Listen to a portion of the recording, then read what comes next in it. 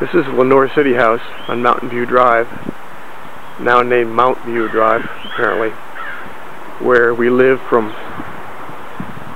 1971 to 1987. There's been quite a few changes here. This fence didn't exist before, and it looks like there's been some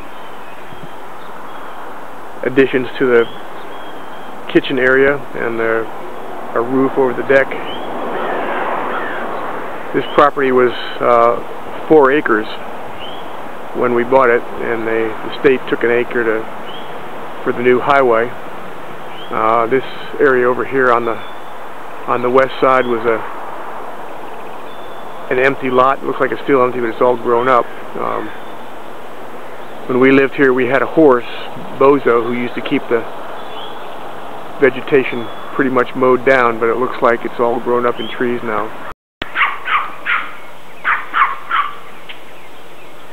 This is another view of the lot on the west side of the house. It's roughly an acre, and the vegetation is so dense you can't even see it.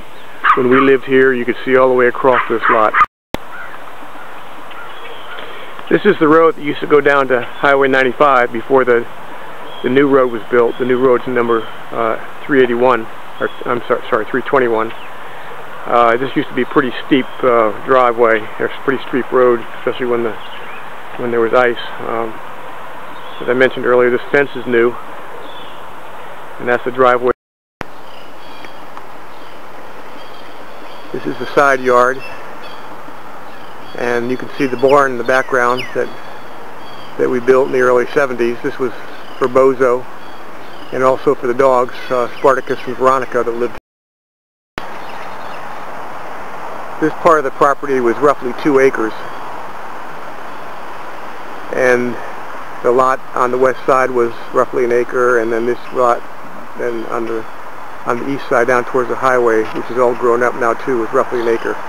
And that's the part that the state took under eminent domain in order to build the new.